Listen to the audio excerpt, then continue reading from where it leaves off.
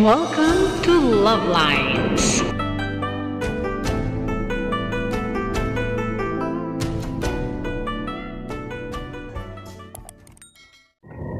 Good morning Philippines and hello world. Araw ng linggo, kaya tara, simba tayo. Second Sunday of Advent ngayon. Medyo may araw kaya nagpayong kami. Payong ako.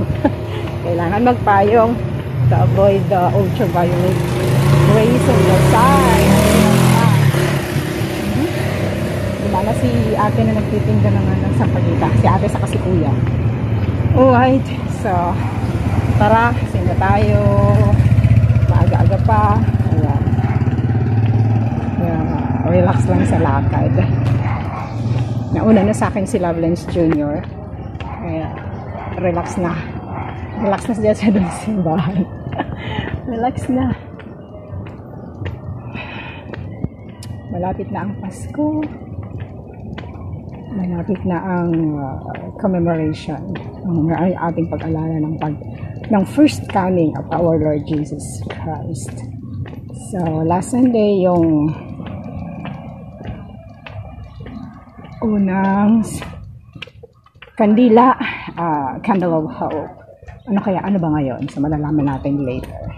Alright, I'll see you soon. God bless, Mama.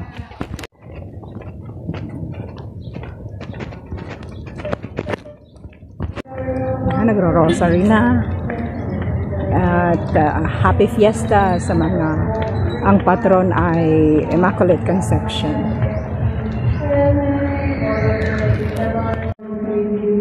Blessed are you among women, and blessed is the fruit of thy womb, Jesus. Holy Mary, Mother.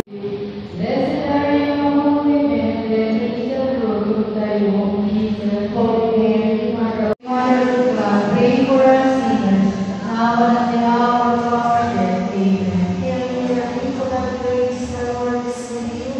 Blessed are you among women, and blessed is the fruit of your womb. Holy Mary, Mother of God, pray for us sinners, now and at the hour of our death. Amen.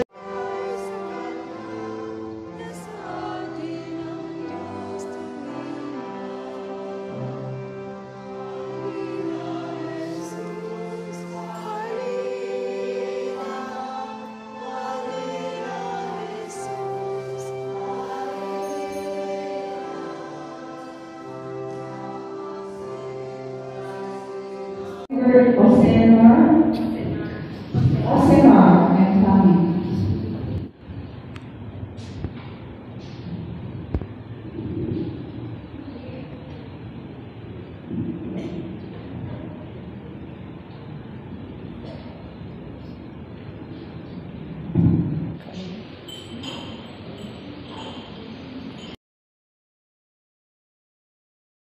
Ito po yung inutusan ng Diyos na magpaalala, mangaral sa mga tao na magbalik loob sa Kanya. Kaya sa kanilang pagpangaral, minsan sila po ay napapahamak. Sila po ay hindi napapatay, o kaya naman sila po ay hindi napapatapon sa malayong lugar.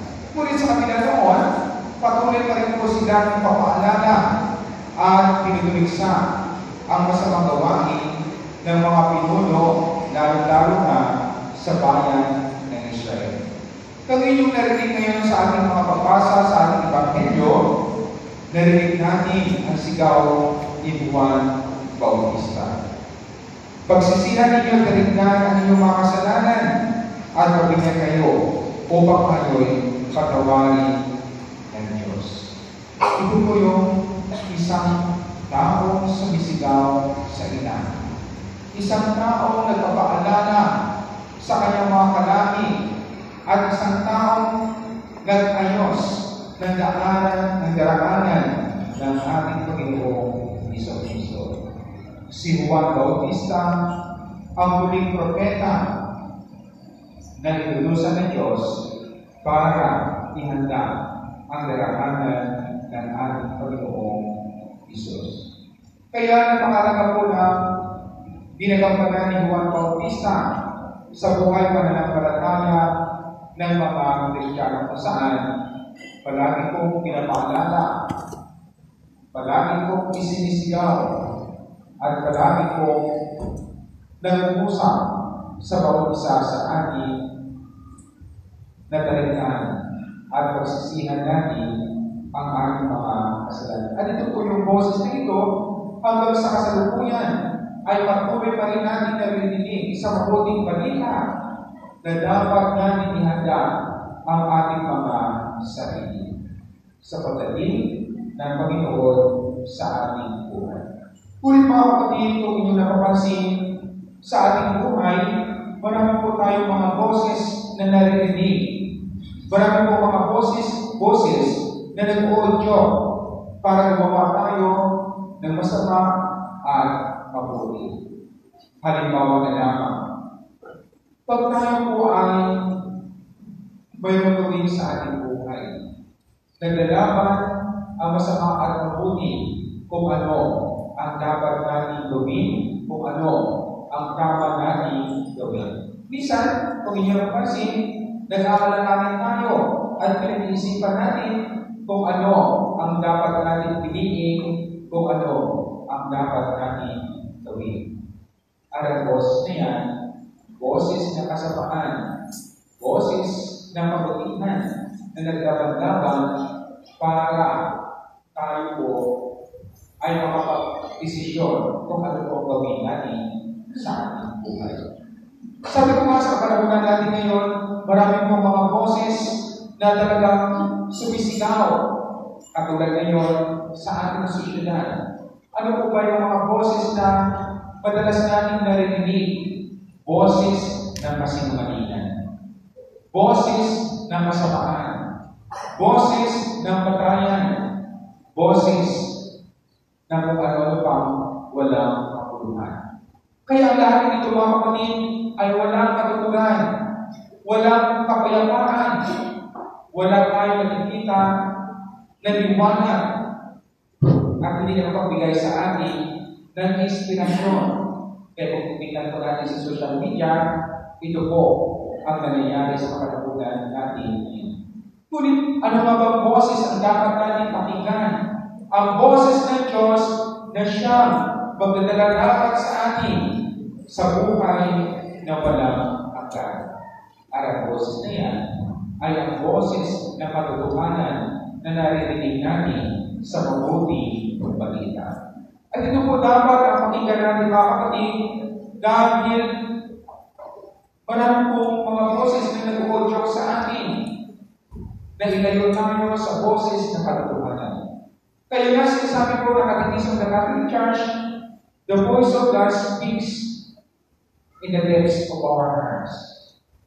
Nag-uusap sa ilaliman ng ating mga buti.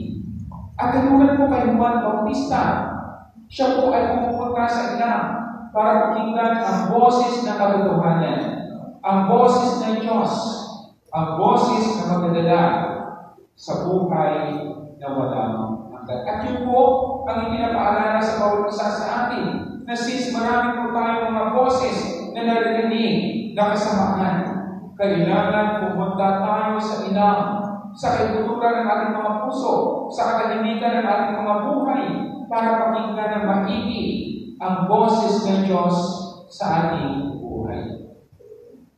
Hindi po natin magpapakinggan ang boses ng Diyos pag puro gulo, kasamaan, sigawan, patayan, at kung ano pa ang mga bagay na nakapalingkod sa atin. Hindi po natin marinig ang boses ng Diyos pag ang sarili natin ay puno-puno ng mga pinanain sa buhay, ng mga pinanain sa buhay. Hindi natin marinig ang boses ng Diyos pag puro tayo mga resentment sa ating mga buhay. Kaya si Juan Bautista sa ating Ebanghelyo ay pumunta ng ilang na nahimik ng darasal para pakinggan ang boses ng Diyos. At kung mapakinggan niya, siya po ay nag-ikot sa ilog Jordan o sa lugar ng Jordan para ipahalang ang mabuting balita.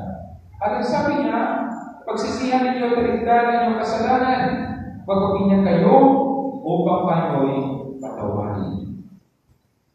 Ito ang boses na sumisigaw sa ilang.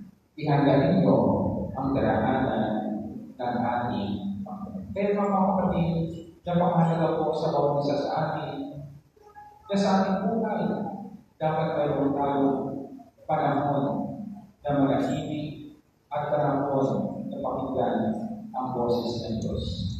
At pangalawa, huwag po natin hayaan na tayo po ay abunin ng gulo ng kasamaan ng mundo nito.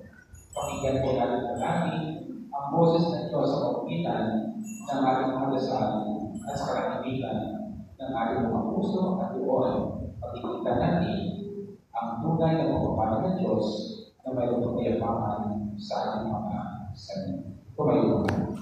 So, para sa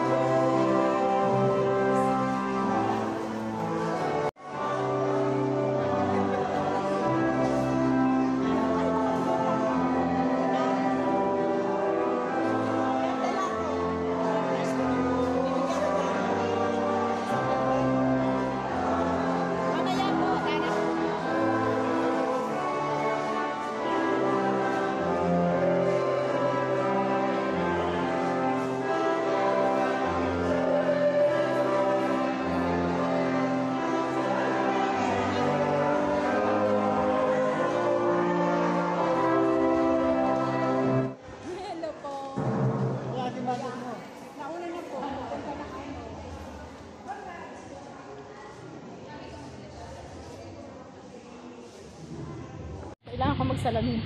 Oops, may taxi. Nasaan na si nanay? Naiwan na tayo. Second Sunday. Matanaw mo si nanay.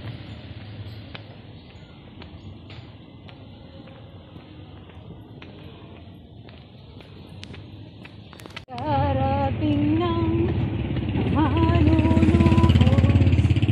luwalhatiin ng Diyos. Nako, para kang si Maria Clara.